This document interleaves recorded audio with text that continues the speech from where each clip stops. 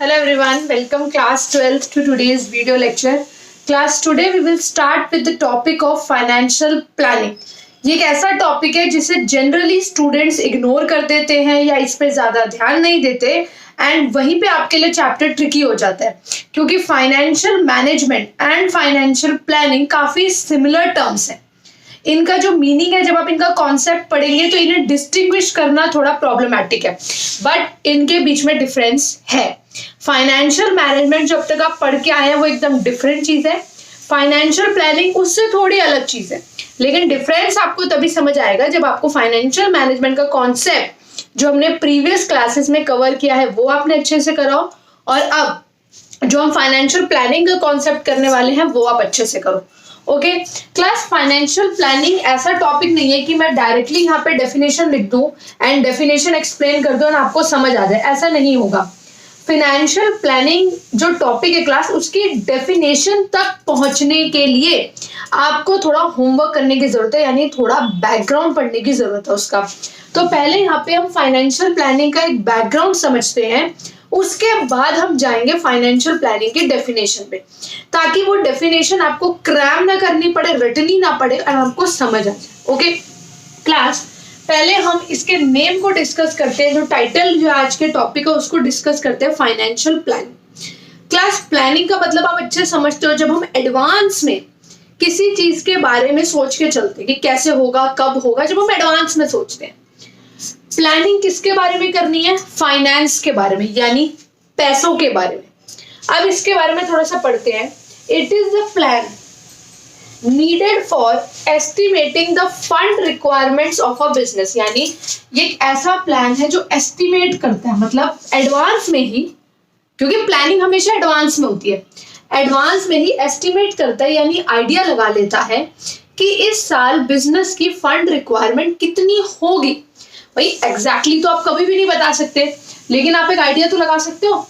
तो ये एक प्लान है जो एस्टिमेट करता है, एक आइडिया लगाता है कि बिजनेस की इस साल या इस मंथ फंड रिक्वायरमेंट कितनी होगी and determining the sources of finance, and जितनी फंड रिक्वायरमेंट होगी उसके अकॉर्डिंग कहां से पैसा आएगा. तो बेसिक बात क्या है, आपने आइडिया लगाया, आपने एस्टिमेट लगाया, आपने अप्रोक्सीमेटली देखा कि फंड रिक्वायरमेंट कितनी होने वाली है एंड उसके अकॉर्डिंग कहां से पैसा आएगा. अब class, objective of financial planning, ध्यान से सुनना class. Main objective financial planning का क्या है कि enough funds are available at right time. Right time मतलब व्हेन नीडेड, कि जब जरूरत हो आपके पास इनफ फंड्स होने चाहिए. ऐसा ना हो कि आपको पैसे की नीड है इस पॉइंट ऑफ टाइम पे एंड आपके पैसे ही नहीं, आपके पास शॉर्टेज ऑफ फंड है.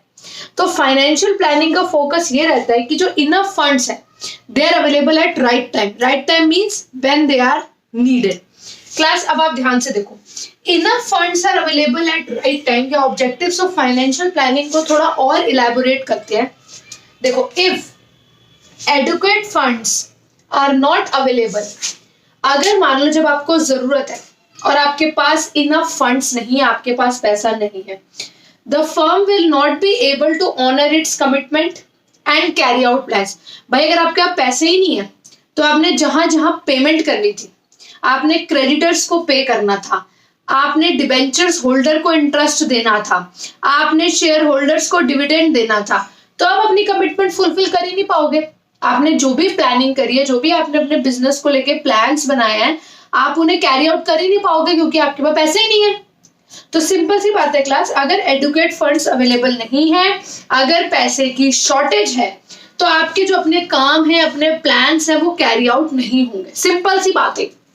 दूसरी बात क्लास, फाइनेंशियल प्लानिंग कहती है कि सिर्फ शॉर्टेज ऑफ फाइनेंस की खतरा नहीं है, अगर आपके पास एक्सेस फाइनेंस है यानी आइडल फाइनेंस पड़ा, आइडल समझते हो, वेला, खाली जो कहीं इन्वेस्ट ही नहीं हुआ, ऐसे ही पड़ा हुआ है, वो भी उतना ही हार्मफुल है जितना कि शॉर्टेज ऑफ फाइनेंस का scenario.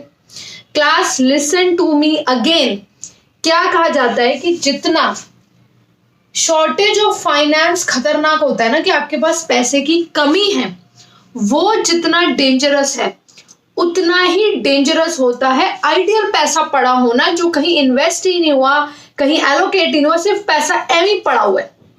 That is a waste. वो भी हार्मफुल है. क्यों हार्मफुल है? If excess funds are available it may add to the cost. एक तो आपकी कॉस्ट बढ़ेगी, cost for example opportunity cost. Opportunity cost आपने इकोनॉमिक्स में अच्छे से समझा है। अपॉर्चुनिटी कॉस्ट क्या होती है कि जो पैसा आपने ऐसे आइडियल रखा हुआ है वो पैसा कहीं और यूज होता तो आपको बेनिफिट दे रहा होता, उस पैसे को आपने एफडी में डाला होता तो आपको इंटरेस्ट आ रहा होता, उस पैसे को आपने कोई लैंड में या कहीं पे इन्वेस्ट करा होता तो कल को उसकी वैल्यू बढ़ती, आपको फायदा होता। तो वो जो खाली पैसा ऐसे ही रखा हुआ है वो आपकी अपॉर्चुनिटी कॉस्ट बढ़ा रहा है, उसे आपने कहीं और इन्वेस्ट करा होता तो उसने आपको बेनिफिट दिए होते। And may encourage wasteful expenditure. And class जब आपके पास एक्स्ट्रा पैसा पड़ा दिख रहा होता है ना क्या, ये तो एक्स्ट्रा पैसा पड़ा हुआ है, कहीं इन्वेस्ट नहीं हुआ, कहीं यूज नहीं हुआ, तो इट एनकरेजेस वेस्टफुल एक्सपेंड। उससे फालतू के खर्चे होते हैं जिनकी नीड भी नहीं है, वो खर्चे होते हैं। अगर घर में पैसा घर में क्या मतलब ऑर्गेनाइजेशन में आपको दिख रहा है कि पैसा पड़ा हुआ एक्स्ट्रा, अब घर का एग्जांपल, आपको घर में दिख रहा है एक्स्ट्रा पैसा पड़ा हुआ तो आपको इतने महंगे कपड़ों की नीड भी नहीं होगी ना, तो आप लोगे क्योंकि पैसा दिख रहा है। सेम होता है ऑर्गेनाइजेशन में, अगर आपको आइडियल फाइनेंस दिख रहा है तो इट में एनकरेज वेस्टफुल एक्सपेंडिचर। तो ये चीज आपको पहले समझ आई क्लास की फाइनेंशियल प्लानिंग क्या है, कि ना तो हम ये चाहते हैं शॉर्टेज ऑफ फंड हो एंड ना ही हमारे पास एक्सेस फंड फालतू में पड़ा हो। ये पूरा बैकग्राउंड समझने के बाद now let's move to the definition of financial planning. Now see class the definition. Financial planning is essentially the preparation of a financial blueprint. Blueprint क्या होता है क्लास, जैसे आपने देखा होगा क्वेश्चन पेपर का ब्लूप्रिंट आता है, सैंपल पेपर का ब्लूप्रिंट। ब्लूप्रिंट मींस आइडिया कि कितने क्वेश्चन 1 मार्क्स के होंगे, कितने क्वेश्चन 2 मार्क्स के होंगे, कितने क्वेश्चन 6 मार्क्स। एक आइडिया, आपको एक आइडिया मिल जाता है कि एग्जामिनेशन पैटर्न का। तो बेसिकली ब्लूप्रिंट मींस उसका एक क्लियर कट आइडिया, एस्टिमेट। तो बात वही है, फाइनेंशियल प्लानिंग क्या होता है कि आप एक ब्लूप्रिंट बना रहे हो, किसका, अपने फाइनेंस का, कि कितना खर्चा होगा, कितने फंड्स की रिक्वायरमेंट होगी, वो भी ऑर्गेनाइजेशन के फ्यूचर ऑपरेशन का। क्योंकि प्लानिंग तो होती है एडवांस में, प्लानिंग इज फ्यूचरिस्टिक, हमने प्लानिंग चैप्टर में पढ़ा है। प्लानिंग तो है ही फ्यूचरिस्टिक, वो होती ही फ्यूचर को देख के है, वो सोचती ही फ्यूचर के बारे में है। प्लानिंग जो भी हम करते हैं वो फ्यूचर को देख के करते हैं, फ्यूचर के लिए करते हैं। तो financial planning is essentially the preparation of a financial blueprint. आप एक आइडिया लगा रहे हो फाइनेंस के रिक्वायरमेंट का, सोर्सेस का, किस चीज को ध्यान में रखते हो, ऑर्गेनाइजेशन के फ्यूचर ऑपरेशंस को ध्यान में रखते हो। Try to learn the definition side by side. Financial planning is essentially the preparation of a financial blueprint. You are preparing the financial blueprint of an organization's future operation. Is that clear, class? Now see class, these two terms are very closely related. इनके difference को समझने के लिए आपको बहुत minutely concept को समझना पड़ेगा। Class if you revise financial management तो आपको याद होगा फाइनेंशियल मैनेजमेंट में हमने 2 चीजें पढ़ी थी। एक तो एफिशिएंट एक्विजिशन ऑफ फंड, यानी हम जहां से भी फंड एक्वायर करें, इसमें हमने आइडिया नहीं लगाया कि कितना पैसा चाहिए, इसमें हमारा क्लियर फोकस क्या है, पैसा चाहिए, जितना भी चाहिए उसकी हमें एफिशिएंट एक्विजिशन हो। फाइनेंशियल प्लानिंग हमें एस्टिमेट करके बताएगी कि कितना फंड चाहिए, एस्टिमेशन ऑफ फंड्स रिक्वायरमेंट, ये हमें फाइनेंशियल प्लानिंग बताएगी कि पैसा कितना चाहिए। फाइनेंशियल मैनेजमेंट ये देखेगा कि जो भी पैसा हमें चाहिए वो एफिशिएंटली एक्वायर हो, कम से कम कॉस्ट पे, कम से कम रिस्क पे हमें पैसा मिले। कितना चाहिए पैसा, उसका आइडिया, उसका एस्टिमेशन हमें फाइनेंशियल प्लानिंग ने दिया, ये एस्टिमेट करना इसका काम है। उसके बाद पैसे को एक्वायर करना किसका काम है, फाइनेंशियल मैनेजमेंट, कि कम रिस्क पे, कम कॉस्ट पे पैसा एक्वायर हो, देन वो एफिशिएंटली क्या हो, यूटिलाइज। ठीक है क्लास, बेस समझो, उसने आइडिया लगाया है, इन्होंने पैसा लिया है। दूसरी बात क्लास, ये वाइडर इन स्कोप है। फाइनेंशियल मैनेजमेंट एक बड़ा स्फेयर है जिसका एक छोटा सा पार्ट है financial planning. Are you getting this thing? Financial management ये है, ये पूरा फाइनेंशियल मैनेजमेंट है और इसके अंदर एक छोटा सा स्फेयर है फाइनेंशियल प्लानिंग।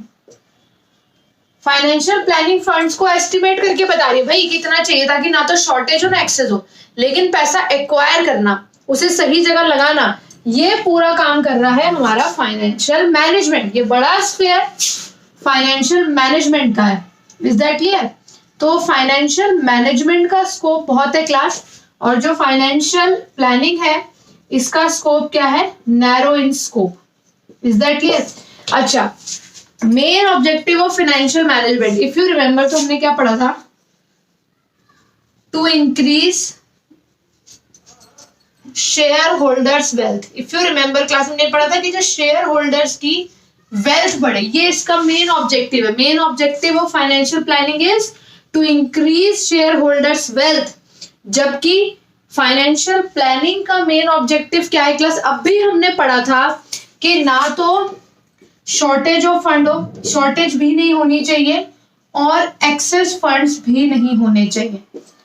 तो आपको ये बहुत क्लोजली रिलेटेड टर्म्स है क्लास में, बार बार कह रही हूँ, बहुत माइन्यूट इनके बीच में डिफरेंस है, बट आपको इस चीज को समझना है कि छोटा सा डिफरेंस भी है, चाहे छोटा सा भी है, कि ये बड़ा स्फेयर है, उसका छोटा पार्ट फाइनेंशियल प्लानिंग है, बट ये चीजें बहुत इंपॉर्टेंट है to crack the case studies, to crack the objective type questions. Is that clear class? ये कॉन्सेप्ट बहुत अच्छे से आपके माइंड में क्लियर होना चाहिए। नाउ सी क्लास, बहुत जनरल सा एक टॉपिक डिस्कस करना है। जो फाइनेंशियल प्लानिंग है वो दो तरह की होती है, एक long term financial planning and एक short term financial planning. Long term financial planning as the name suggest, ये की जाती है class long term growth and investment के लिए, जब आप लॉन्ग टाइम के लिए कुछ इन्वेस्टमेंट करना चाहते हो या आपके ग्रोथ प्लान्स है। जैसे जनरली अगर मैं टाइम पीरियड की बात करूं तो 3 to 5 years, maximum 5 years। Why maximum 5 years? क्योंकि इसके बाद फ्यूचर को प्रेडिक्ट करना मतलब बड़ा बेकार सी बात है कि 5 years से ज्यादा आप 6, 7, 10 years के लिए फ्यूचर को एस्टिमेट कर रहे हो, फ्यूचर की फंड रिक्वायरमेंट्स को एस्टिमेट कर रहे हो class, that is very difficult and then the financial planning becomes less useful, क्योंकि इतने दूर का आप फ्यूचर रिक्वायरमेंट, फ्यूचर फंड्स की रिक्वायरमेंट एस्टिमेट कर ही नहीं सकते। ठीक है, वहीं पे class short term financial planning, जो आपको पता है, अगर इसके टाइम पीरियड की बात करें तो ये होती है 1 year और लेस, जो कि एक शॉर्ट टाइम पीरियड होता है। ठीक है, 1 year और लेस के लिए शॉर्ट टर्म फाइनेंशियल प्लानिंग की जाती है, और इसके अंदर क्या होता है class, detailed plan of action होता है फॉर द शॉर्ट पीरियड, चाहे शॉर्ट पीरियड के लिए है, but complete detail plan of action इसके अंदर होता है। इसका एक एग्जांपल होता है बजट। इस ईयर ऑब्वियसली आपने टाइप्स ऑफ प्लान्स नहीं पढ़े हैं, बजट आपने नहीं पढ़ा है, different types of plan, but मैं इसका एग्जांपल बता रही हूँ। शॉर्ट टर्म फाइनेंशियल प्लानिंग का एक एग्जांपल होता है बजट। Is that clear? तो क्लास ये हमेशा ध्यान रखना, 5 years से ज्यादा के लिए कभी लॉन्ग टर्म प्लानिंग नहीं होती, because beyond that it is impossible to predict the fund requirements for such a long period of time. इतने फ्यूचर के लिए आप प्रेडिक्ट नहीं कर सकते फंड्स रिक्वायरमेंट, तो financial planning in such case becomes more difficult and less useful. Is that clear class? तो ये एक बेसिक टॉपिक था फाइनेंशियल प्लानिंग का, जो इसका कॉन्सेप्ट है, जो इसका इंट्रोडक्शन है, ये एक बेसिक चीज आज हमने डिस्कस करी है। कॉन्सेप्ट आपको क्लियर होगा तो ही आप केस स्टडीज आइडेंटिफाई कर पाओगे। क्लास ऐसा नहीं है कि फाइनेंशियल प्लानिंग की केस स्टडीज नहीं आती है, फाइनेंशियल प्लानिंग की केस स्टडीज भी एग्जाम्स में आ चुकी हैं एंड इम्पॉर्टेंट है, एंड आइडेंटिफाई आप सिर्फ तभी कर पाओगे जब आपको ये इंपॉर्टेंट फ्रेजेस, इंपॉर्टेंट टर्म्स जैसे ब्लूप्रिंट, एस्टिमेशन, जब ये चीजें आप केस स्टडीज में पढ़ोगे तभी आप क्लियरली आइडेंटिफाई कर पाओगे, yes this is financial plan. Is that clear class? Class इसके बाद आपकी एनसीईआरटी में आप देखोगे तो एक टॉपिक दिया हुआ है importance of financial planning. Class बहुत जनरल पॉइंट्स है उसके, अगर आपको फाइनेंशियल प्लानिंग का कॉन्सेप्ट अच्छे से क्लियर हो गया तो इंपॉर्टेंस के पॉइंट्स कोई भी ऐसे टेक्निकल नहीं है जिनके ऊपर स्पेशल डिस्कशन की नीड है। All of the points are self explanatory. आप पूरा टॉपिक करने के बाद, फाइनेंशियल प्लानिंग के कॉन्सेप्ट को अच्छे से समझने के बाद, जब आपको लगे हाँ मुझे अच्छे से क्लियर हो गया, चाहे आप वीडियो लेक्चर 2 बार अटेंड करो, एनसीईआरटी रीड करो, जब आपको क्लियर हो जाए कि हाँ फाइनेंशियल प्लानिंग का कॉन्सेप्ट मुझे बहुत अच्छे से क्लियर हो गया class, then read the topic of importance of financial planning. बहुत छोटे छोटे सिंपल पॉइंट्स गिवन है 1 लाइन के, उनको रीड करो क्लास। एंड अगर आपको इस टॉपिक में या इंपॉर्टेंस के किसी पॉइंट में कोई भी डाउट होता है क्लास, तो I am there for you, you can mention your doubt in the comment box.